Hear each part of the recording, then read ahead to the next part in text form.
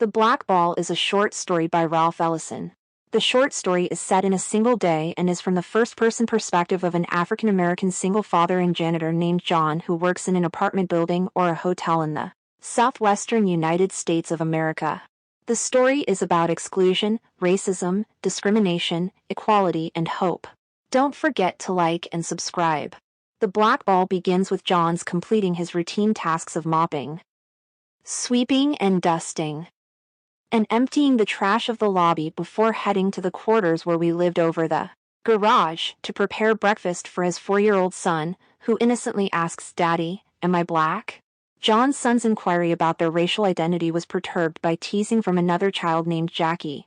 John, taken aback, assures his son that their essence lies in being American above all else. John says American is better than both, son.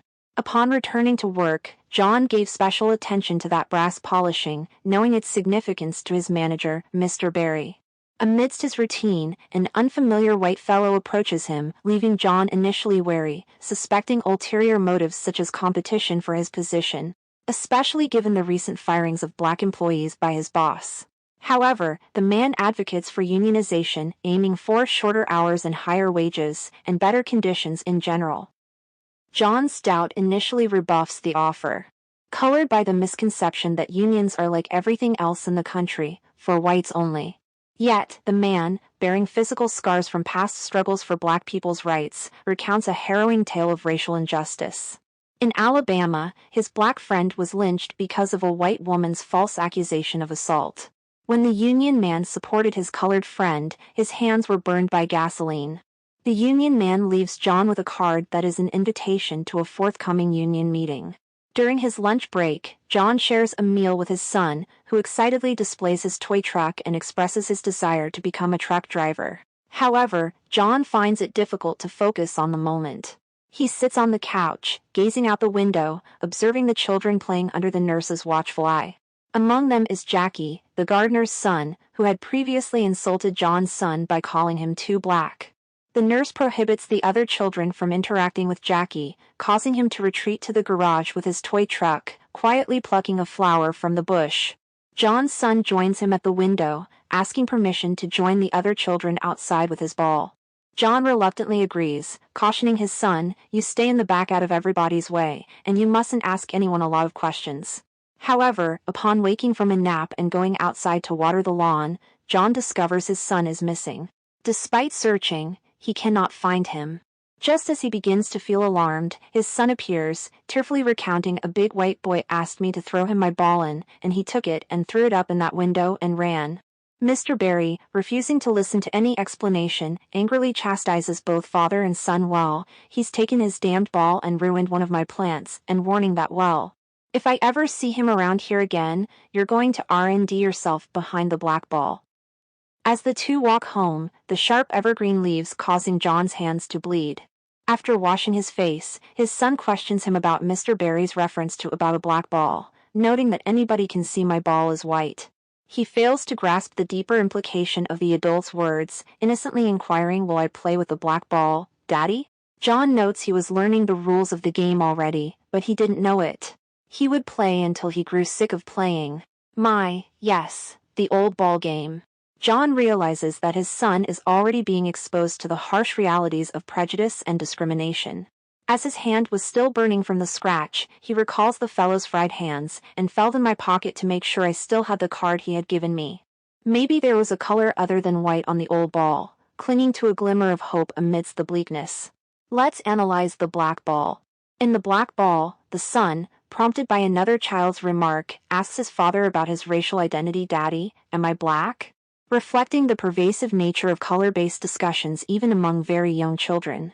John instills in his son the belief that one's character is not determined by skin color, emphasizing their shared nationality as the basis of unity as he replies, "But American is better than both, son." John's caution while working as two fellows had already been dismissed because whites wanted their jobs, highlights the precariousness of a black man's position in society, where preference is consistently given to white individuals, leaving African Americans vulnerable to sudden job loss.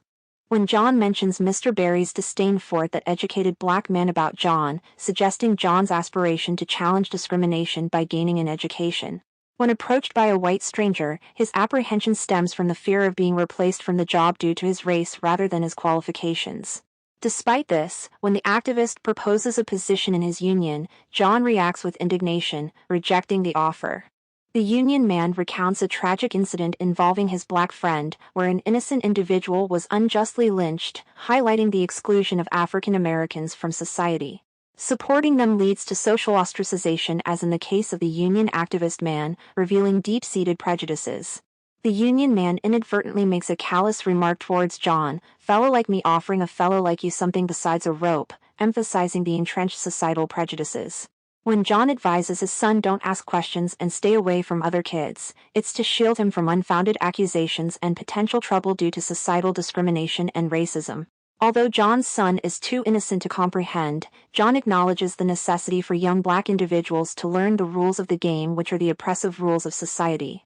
This entails accepting inequality and acting servilely towards white people for survival in a racist environment. John acknowledges that his son will inevitably be forced to participate to play until he grew sick of playing. John contends with personal and financial challenges, compounded by the societal burden of being black, a trait often viewed as undesirable and inferior. Despite being aware of his unequal treatment, he maintains a glimmer of hope in his life. John imparts to his son the belief that being American transcends racial distinctions, aiming to cultivate in him an identity independent of skin color. This message is particularly poignant given the story's backdrop of segregation, where African Americans were denied equal rights.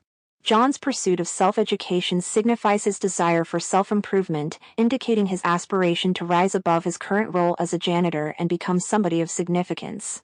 There are two important symbols in the black ball. The symbolic weight of racism is encapsulated in the titular black ball, serving as a potent metaphor for the constricting influence of racism and segregation, constraining the opportunities and choices available to black individuals. John and his son's dialogue concerning white and black balls echo the perpetual threat of prejudice and discrimination faced by black people during the era of Jim Crow laws.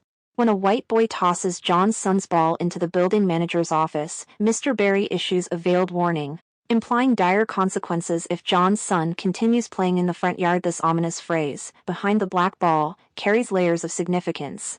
It alludes to the practice of blackballing, excluding or terminating individuals, often due to prejudiced motives. Furthermore, it evokes the historical context where blackball served as a derogatory racial slur in the early 20th century. John's son, oblivious to the threat posed by Barry's words, innocently remarks on the color of his ball, questioning whether he will have the opportunity to play with the black ball in the future.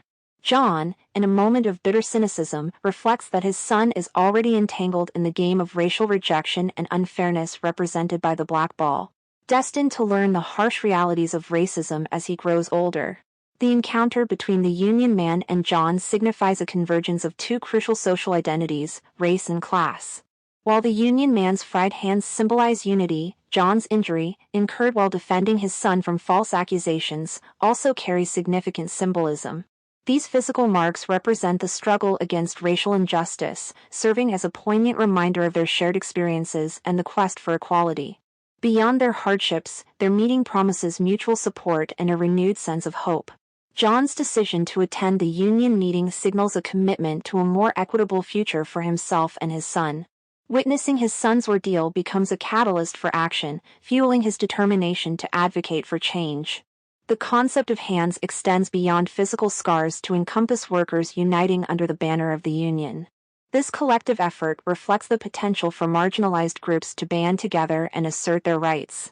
The partnership between the Union man and John signifies a powerful alliance, challenging the entrenched barriers of class and race in pursuit of justice and equality.